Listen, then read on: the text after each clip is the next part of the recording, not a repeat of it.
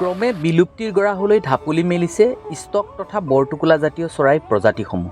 সমগ্ৰ বিশ্বত 19 প্ৰজাতিৰ ষ্টক তথা বৰটোকোলা জাতীয় চৰাই দেখিবলৈ পোৱা যায়। ইয়াৰে মাত্ৰ 9টা প্ৰজাতিৰ ষ্টকহে আমাৰ অসমত আছে।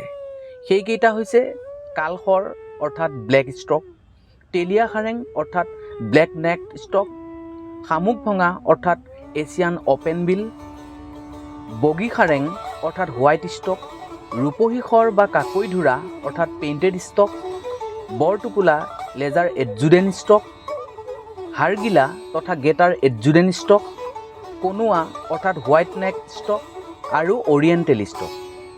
অৰিয়েণ্টেল ষ্টক এবিধ বিৰল প্ৰজাতিৰ প্ৰব্ৰজনকাৰী ষ্টক। ইয়াক আজিকালি আমাৰ অসমত দেখিবলৈ পোৱা নাযায় বুলিয়েই ক'ব পাৰি।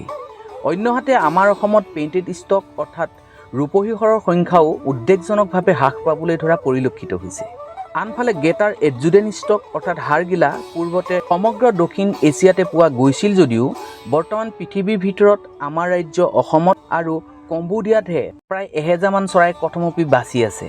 হাড়গিলাৰ মুঠ সংখ্যাৰ 70% আমাৰ অসমত আছে যদিও আৰু কিমান দিন থাকিব সেয়া চিন্তনীয় বিষয়। ইয়াৰ উপৰি আমাৰ অসমত থকা শামুক ভঙা তথা এছিয়ান অপেন বিল, বগী সাৰেং হোৱাইট ষ্টক, বৰটোকোলা লেজাৰ এডজুডেন ষ্টক, কালশৰ ব্লেক ষ্টক, তেলীয়া সাৰেং অৰ্থাৎ ব্লেক নেক ষ্টক আদি অন্যান্য প্ৰতিটো ষ্টক প্ৰজাতিৰে 3 দশক পূৰ্বে একোটা জাকত পক্ষীৰ সংখ্যা যিমান দেখা গৈছিল আজি তাৰ 80% হ্ৰাস পাইছে বুলি ক'ব পাৰি।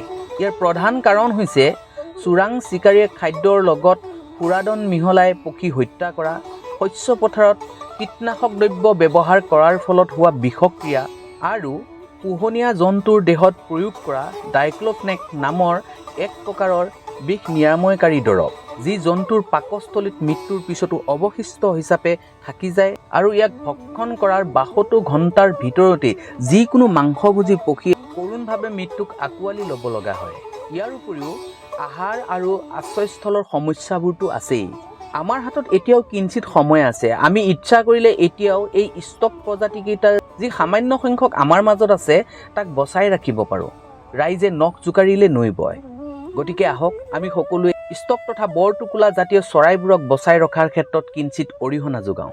পুনৰ অন্য এটা বিষয় লৈ দেখা হোৱাৰ প্ৰতিশ্ৰুতিৰে আজিলৈ বিদায় মাগিছোঁ। চাই থাকিব গ্ৰীণ লাইভ।